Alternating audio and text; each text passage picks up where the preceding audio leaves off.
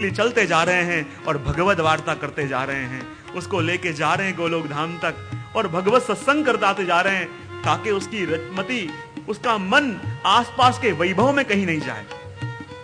और जब भगवत वार्ता करते करते गोलोक धाम में आते हैं और अलग अलग स्थान, सुंदर सुंदर स्थान हैं, कहते हैं देखो ये वही स्थान है जहां ठाकुर जी नित्य गौचारण करते हैं, ये वो स्थान है जहां ठाकुर जी अपने जीवों को रास का सुख देते हैं, ये वही स्थान है जहां ठाकुर जी फूल बंगले में विराजते हैं। एक एक प्रभु की लीला की स्तुति कराते कराते वो वल्लभ के दूत उस जीव को लेके गोलोक धाम में जाते हैं।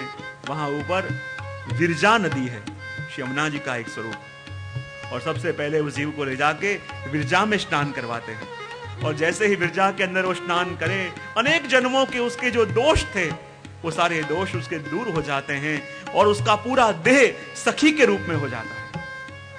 और तब उसका हाथ पकड़ के वो दूत ले जाते हैं और अपने नित्य लीला के मूल स्वरूप में वो जीव स्थित आ जाता है। जब विरजा के अंदर स्नान करता है, अनेक जन्मों की सारी मलिनता उसकी चली जाती है।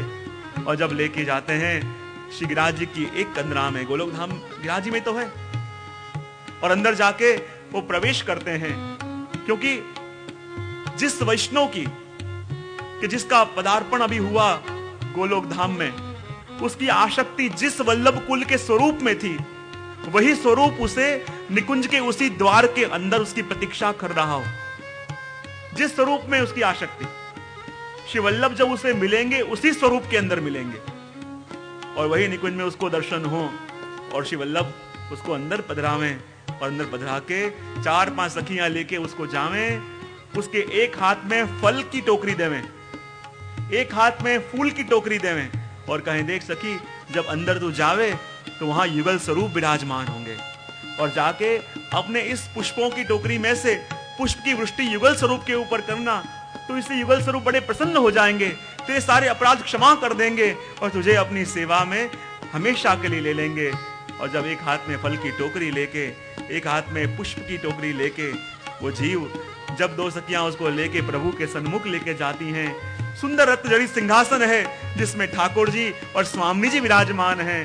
और जैसे ही उन दोनों के सामने वो सखी खड़ी होती है, अपने हाथों की पुष्पों से वो प्रभु के ऊपर वृष्टि करती है, तब ठाकुर जी कहते हैं देख सखी, तू मेरे सन्मुख आई है, तू मेरे द्वार तक मेरे दृष्टि के सामने आ चुकी है, ऐसे ही नहीं आई। ये तेरे हाथ में जो फल की टोकरी है, पता है क्या है? ये फल और कुछ नहीं, तूने वैष्णव जीवन में किए हुए सत्कर्मों का ये फल है, और अपने पूरे जीवन में किए हुए सत्कर्मों के फल को तू लेके मेरे सन्मुख आके खड़ी हो पाई है। और वो फल की टोकरी स्वयं ठाकुर जी और स्वामी जी युगल आरोगते हैं और उस जीव के ऊपर खूब कृपा बरसाते हैं, खूब कृपा बरसाते हैं और नित्य अपनी सेवा के अंदर रखते हैं।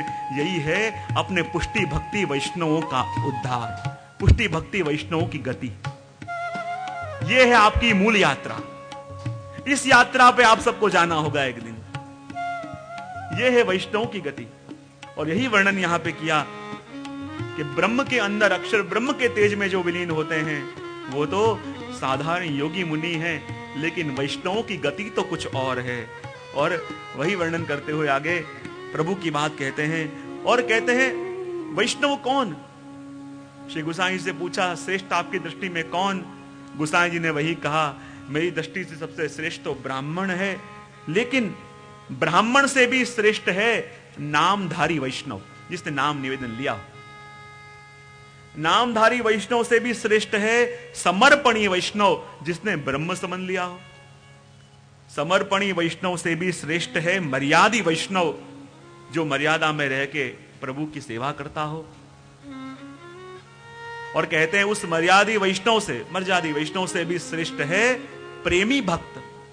ऐसा प्रेमी भक्त कि जो हरि गुरु वैष्णव तीनों की सेवा में तत्पर है। हरि गुरु वैष्णव तीनों की सेवा जिसको फलीभूत हुई है, तीनों की सेवा जिसके जीवन में हृदयारूढ़ हुई है, वही है वो प्रेमी भक्त। और ऐसा जीव प्रभु कहते हैं मुझे सबसे प्रिय।